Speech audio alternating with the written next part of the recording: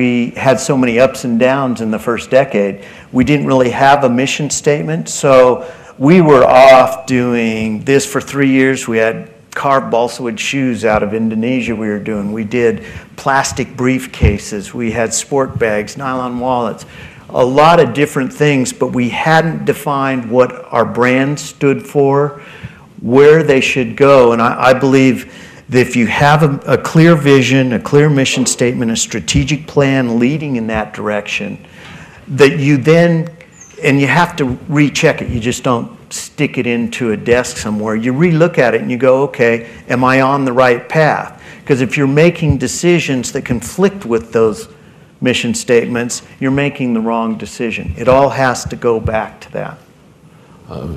Powerful insights. I appreciate your response to that. And I think your mission and what you've just said is a reflection of my next question. I don't know how many of you know this, but just yesterday, for the second year in a row, Deckers was named by Outside Magazine as one of the best places to work. There were 30 companies throughout the United States that were identified, and our own local Deckers was one of those companies.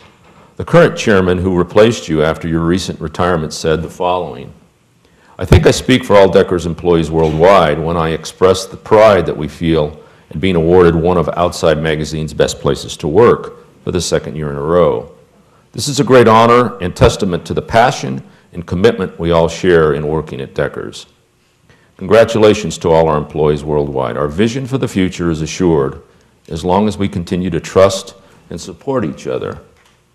My question to you is, what does this say about the culture of your company? I think the culture is one of approachability, if anything. I think you can't be so proud that you won't do any other job in the company. You know, you can sweep the floors, you can clean the toilets, you can do all of that. Our organization's very entrepreneurial and very camaraderie. I don't know the word, but a lot of camaraderie. It's really treating everybody with the same respect you'd want to be treated with. It's almost like treating them like family. And so how does that, was that consciously created by you, or was that just a natural reflection of who you are and what you valued?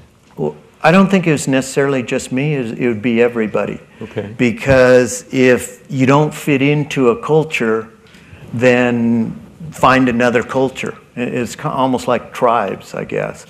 And if you have certain beliefs, and our organization's very entrepreneurial, so everybody's voice is taken.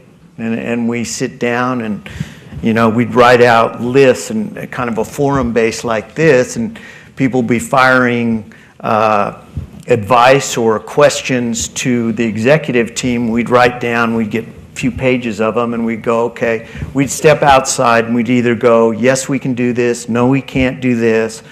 This one will take a little bit more studying because it's pretty costly and a lot of changes, but it's basically being responsive and you know, treating people with dignity and respect. That's a lot. Well, that is critically important, I believe, to the success of any company. Do you agree, though, that the culture of a company is normally created by the folks at the top? It has to be embraced by the people at the top. And yes, in that respect, it is. But I think more and what continues the culture is that everybody throughout the organization feels the same way.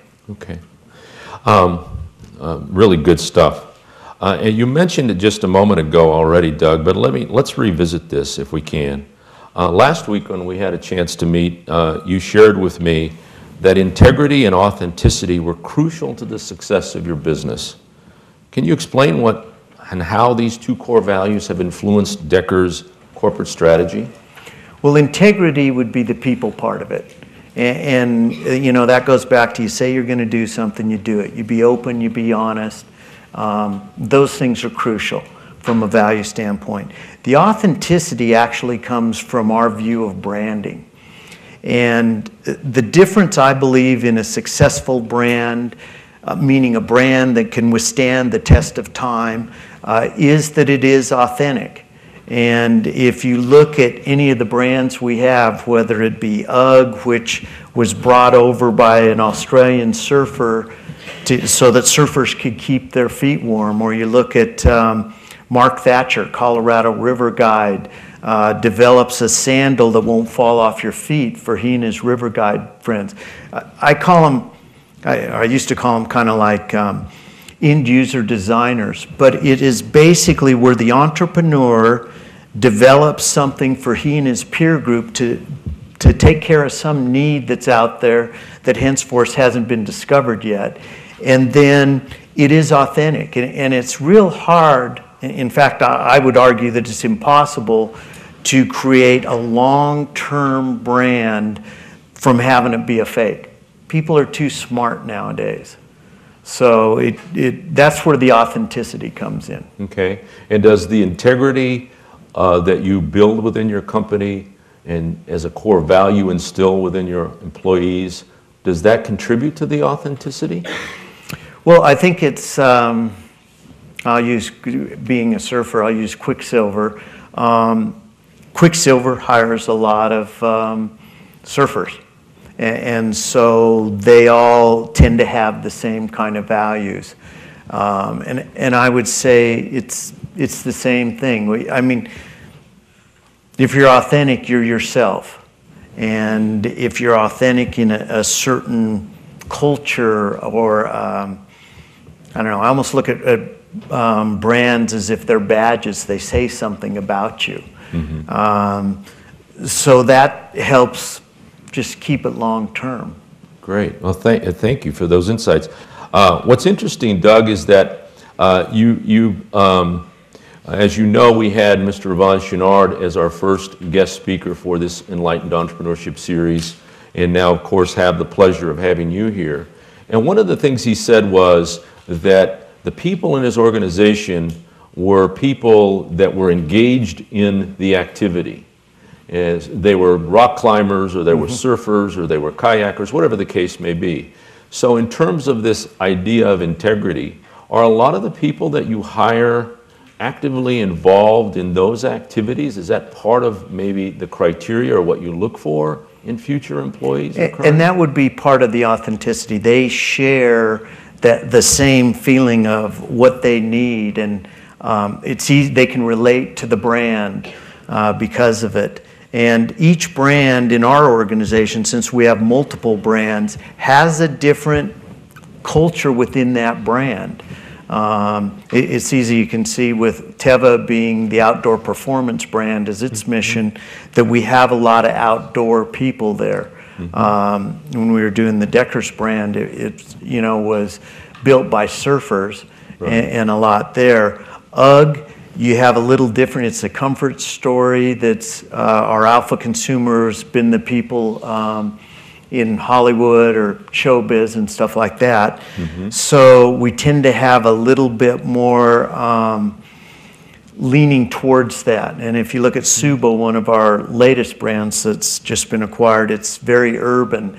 And so you have designers from London and street things. Whereas if you look at Simple, whose mission's to be the leader in sustainable footwear and is really recognized at that, we have a lot of young people that really believe in sustainability, that have grown up that way. I mean, I kind of look at it as a baby boomer. We were grown up to not litter, don't be a litter bug, that type of thing. Or in Australia, it was do the right thing, throw it in the bin.